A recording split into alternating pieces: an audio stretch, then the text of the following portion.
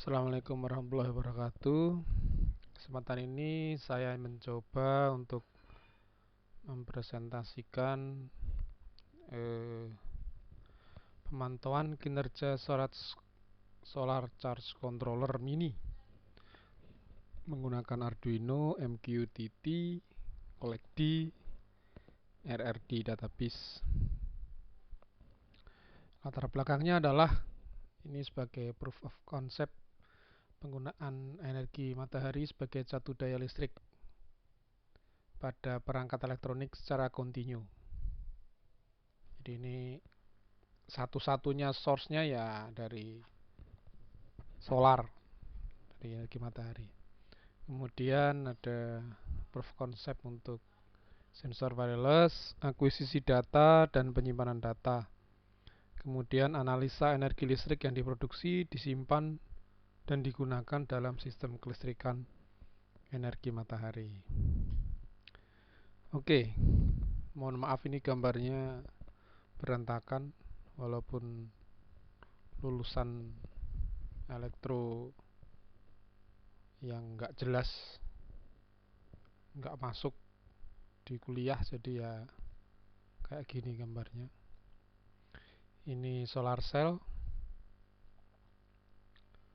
kemudian nanti ada solar charge controller, ini ada baterai, kemudian di sini ada dari baterai ini menjadi regulator 5 volt untuk mensuplai microcontroller.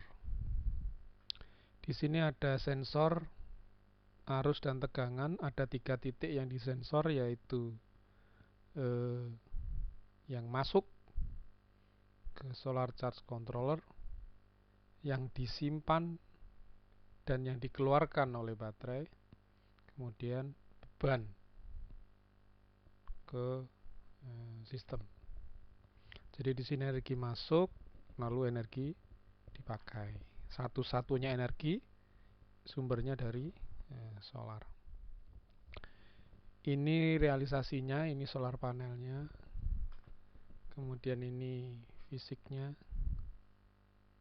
Solar charge controllernya ini baterai, ini regulator, ini sensornya, kemudian ini microcontrollernya. Kalau digambarkan pakai sistem TI ya kayak gini. Ini tadi sensornya, lalu microcontroller, dia menggunakan WiFi,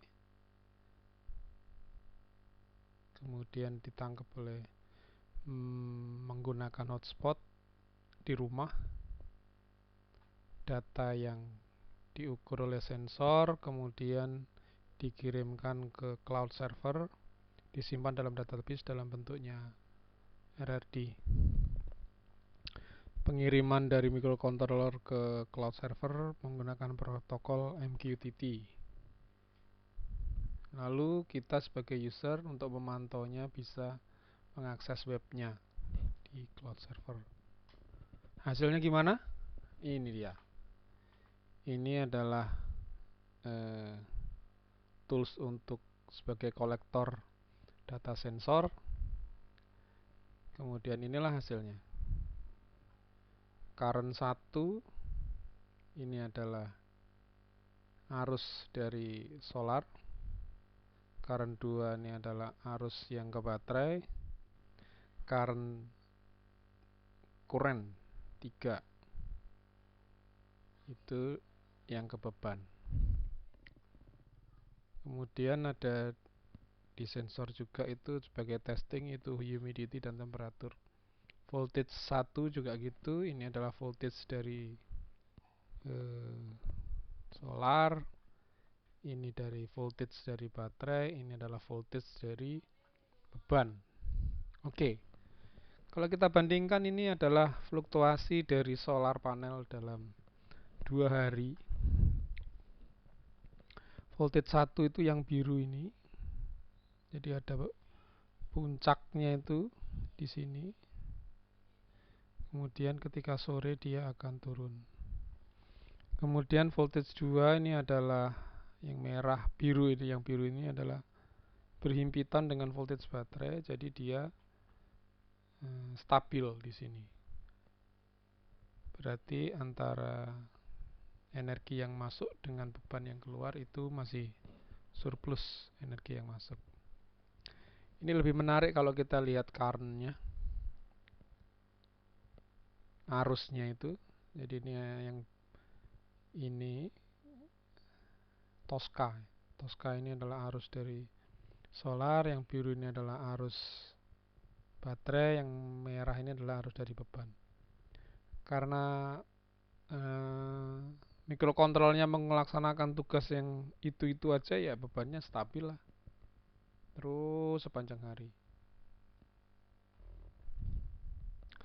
Nah, di sini untuk yang baterai yang kedua ini ada arus yang minus, artinya dia discharge, mengeluarkan energi. Nah, ketika pagi hari ini dia sudah positif arusnya, artinya dia yang menyimpan ke baterai.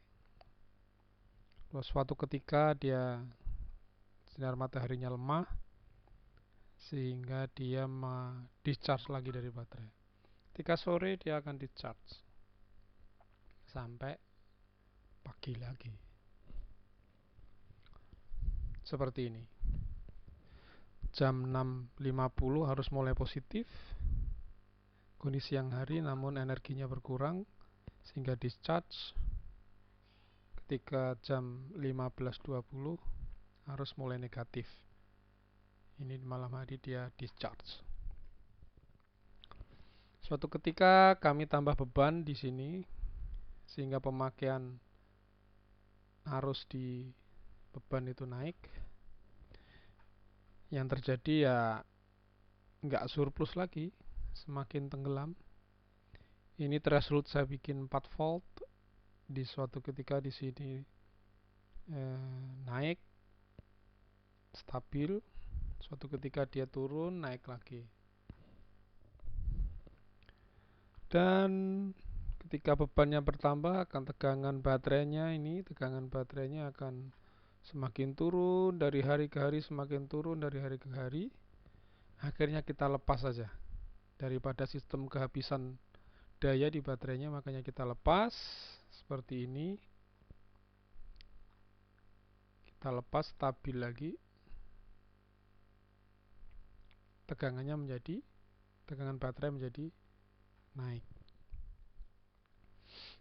Kemudian ada kalanya ada isu di hotspot lah, di cloud lah, di mikrokontrolnya lah, sehingga hasil ukurnya ompong, tidak terekam di database, tidak terekam di cloud, sehingga analisis sistemnya berkurang. Ini modul elektronik yang kami gunakan, solar charge controller, kami menggunakan CN3791. Untuk sensor tegangan dan arus kami menggunakan INA3221. Kemudian mikrokontrolernya kami menggunakan ESP32. Programmingnya kami menggunakan Arduino. Catatan implementasi adalah beban pemakaian energi melebihi energi produksi. Nah, ini menakutkan, nanti akan tidak continue, tidak sustain sistemnya, masih memerlukan energi dari luar. Kemudian kita perlu melakukan penghematan beban energinya. Rugi-rugi dari sistem kita juga hitung per modul sehingga efisien antara energi yang masuk dengan yang digunakan, sehingga mungkin bisa surplus. Kemudian saat ini mikrokontroller ini hanya digunakan untuk mengirim data sensor, belum mampu menerima perintah dari server, misalnya ya on off lampu LED gitu ya, itu belum ada fiturnya. Jadi hanya melakukan transmisi saja, belum bisa mereceive command. Next, kita akan melakukan POC LoRa. Lalu kedepannya ya mimpi lah, POC untuk Smart Artificial Intelligence Based Solar Supply Demand Management. Nah, kata-katanya ketinggian ini. Oke, penelitian lebih lanjut ya ini penyimpanan data center yang berkelanjutan dan detail menggunakan time series database. Kemudian repository setempat, jadi dekat dengan microcontrollernya, tidak ada isu terkait server cloudnya mati atau hotspotnya mati. Lalu ada threshold alarm gangguan sistem, misalnya baterainya tiba-tiba habis. Kemudian, nah ini kedepannya juga menambah kompleksitas sistem kelistrikan, yaitu ya multi generation, solarnya banyak, multi load, ya bebannya tidak hanya satu microcontroller aja, lalu baterainya juga banyak. Kemudian energi supply and demand management, jadi misalnya ada beban yang nggak perlu dibuang, ketika beban tidak perlu dibuang, dilepas dari sistem ketika supply-nya kurang. Kemudian kita bisa dari data yang kita terima, kita bisa membangun AI-nya untuk mengelola ini, energi supply demand. Kemudian kita juga dari pengalaman tadi kita bisa membangun IoT cloud platform. Topologi saat ini versi 01 seperti tadi. Cita-cita berikutnya kita pakai LoRa, tetap MQTT, penyimpanannya di cloud. Wireless sensornya ini pakai LoRa. Di sini ada konsentrator. Ke cloudnya menggunakan MQTT. Versi 3 itu ada server di lokal. Jadi di sini disimpan di sini dulu, baru di forward ke cloud. Jadi di rumah itu ada historian. Nah ini ala-ala SCADA itu ada historian. Kemudian step berikutnya di sini sudah tidak sensor doang tapi bisa melakukan kontrol. Misalnya menyalakan LED, melepas beban dan sebagainya.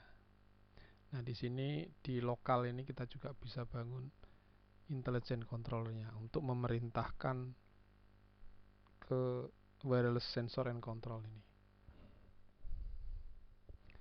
Yang kelima, nah sistem yang tadi kita kotai di rumah-rumah ini kita kirim, kita bangun di sisi cloud ini supaya banyak rumah, banyak sistem yang bisa dilayani oleh cloud.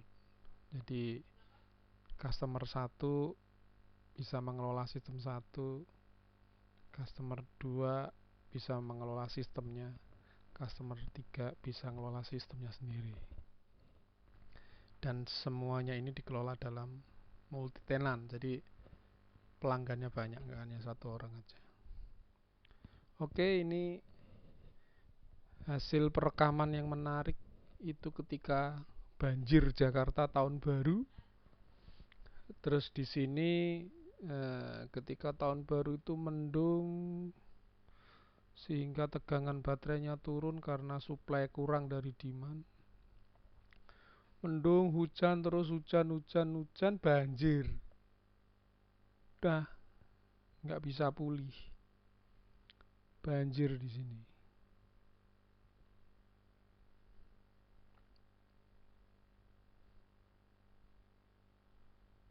Oke. Kemudian di satu sistem yang lain, bukan di sistem yang saya ceritakan itu, akhirnya saya ketakutan kalau sistemnya di bawah 3,7 itu nanti sistemnya akan mati, maka baterainya dicas di luar sistem. Sehingga tiba-tiba aja langsung 4,2, sehingga sistem tetap berjalan normal. Demikian yang dapat kami sampaikan. Atas perhatiannya diucapkan terima kasih dan semoga bisa memberikan manfaat pada pemirsa. Kami akhiri. Wassalamualaikum warahmatullahi wabarakatuh. Terima kasih.